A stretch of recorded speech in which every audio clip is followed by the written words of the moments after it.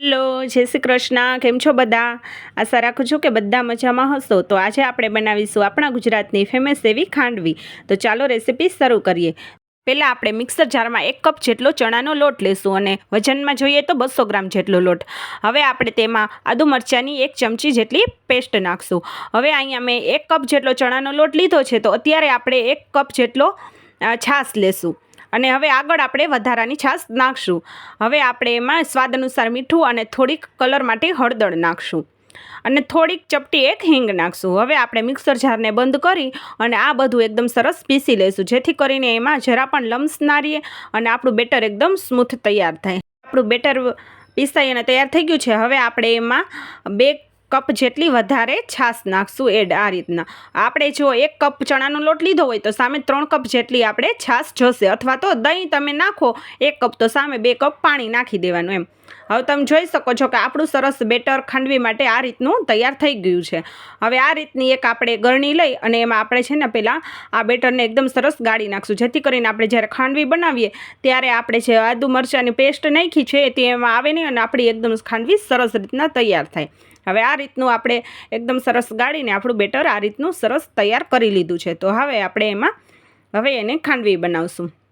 હવે આવી રીતના એક નોનસ્ટિક પેન લેવાનું છે અને જો એ ના હોય તો એલી કઢાઈ પણ ચાલે, પણ આમાં આપણે છે ને જરા પણ ચીપકવાની બીક નહીં લાગે અને આપણી ખાંડવીનું બેટર એકદમ સરસ ઘટ આમાં સરસ ચીપકશે નહીં અને એકદમ સરસ ઘટ થશે આ રીતના.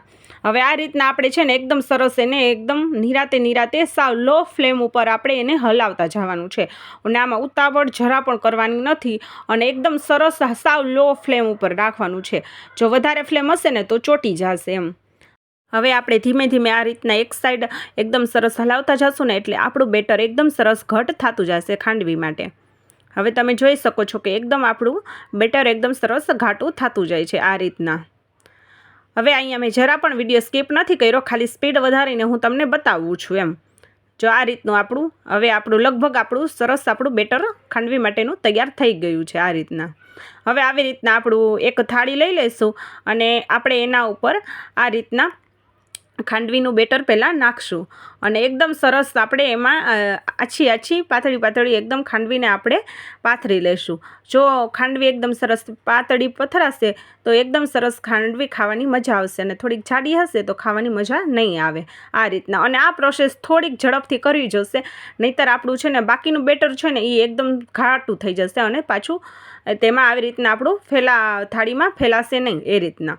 હવે આવી રીતના આપણી સરસ ખાંડવીનું બેટર તૈયાર થઈ ગયું છે. હવે આપણે એને 10 મિનિટ માટે રેસ આપશું અને પછી આ રીતના આપણે ચાકુ વડે કાપા કરી અને આ રીતના આપણે સરસ રોલ વાળી લઈશું. તમે જોઈ શકો છો કે આપણી સરસ ખાંડવીના રોલ સરસ તૈયાર થઈ ગયા છે એમ.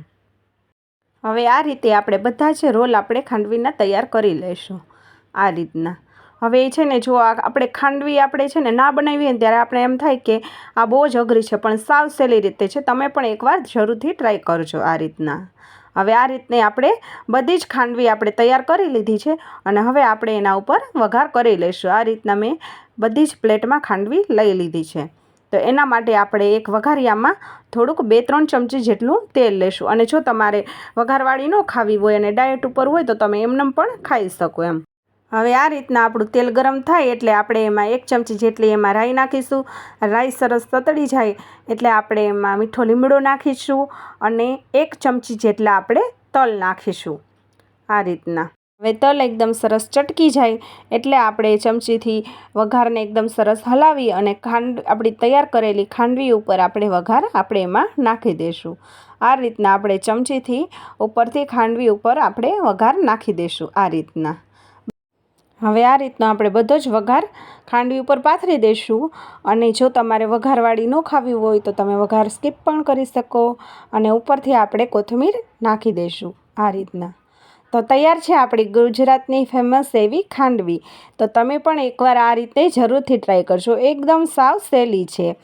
જો તમને મારા રેસીપીના વિડીયો ગમતા હોય તો વિડીયોને એક લાઇક અને ચેનલને સબસ્ક્રાઈબ જરૂરથી કરજો.